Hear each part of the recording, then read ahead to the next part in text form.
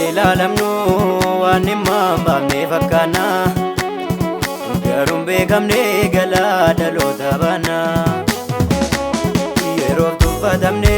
nurka jira galaan biyyoota kanii gadabeen nurkatti gamaaf junnaloota uffatamuun irraa barbaadamuu boriiti ol baanee mul'achuu jirra iddoo gadiiti uffatamuun irraa barbaadamuu boriiti ol baanee mul'achuu jirra iddoo gadiiti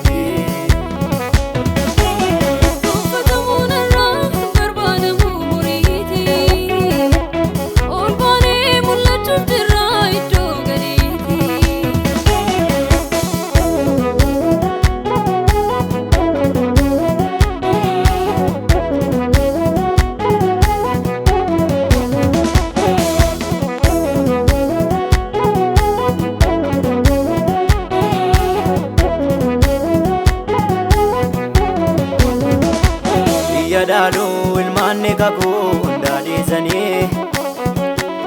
tuffannaa farkiisa dachee biraa darbanii Yoosefiin naqanii boolla buusanii obboloonni isaa gaaf tokko garuu ijaan arganii dhugoomuu abjuusaa gaafa ilaalamnu waan himmaan baafne fakkaanna garuun beekamne galaa dhaloota baana yeroof tuffatamne nurka jira galaan biyyoota kanii gadabeen nurkatti gamaaf junnaloota uffatamuun irraa barbaadamuu boriiti ol baanee mul'achuu jirra iddoo gadiiti uffatamuun irraa barbaadamuu boriiti ol baanee mul'achuu jirra iddoo gadiiti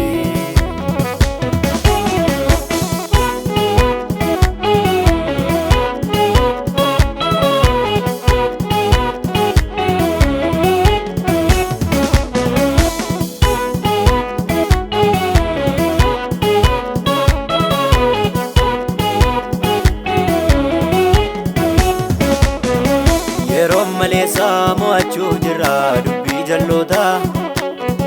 gaaf tokko baanee taa'uudhaaf jirra tarree hayyoota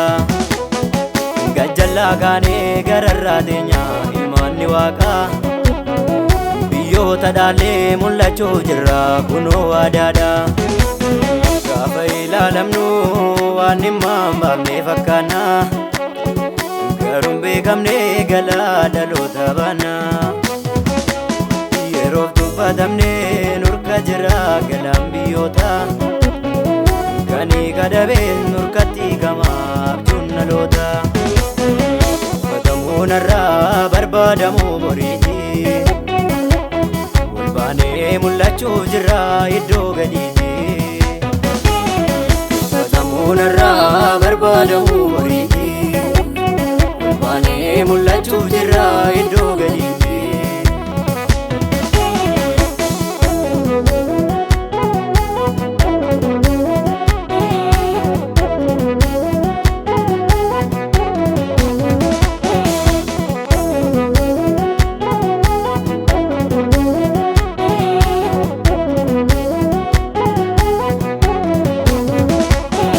kakuu waan qabnuuf abdiin dhaabannaa sodaan hin jiru galaana irraa deemaa hin hafu oftuun bidiruu hundumaa dhaallaa dhiibnee dabarree oduuf ololaa waan itti tolee nuunaa jedhanii dubbiin galgalaa uffatamuun irraa barbaadamuu boriiti ol baanee mul'achuu jirra iddoo gadiiti ilaalamnu waan himmaan baafne fakkaanna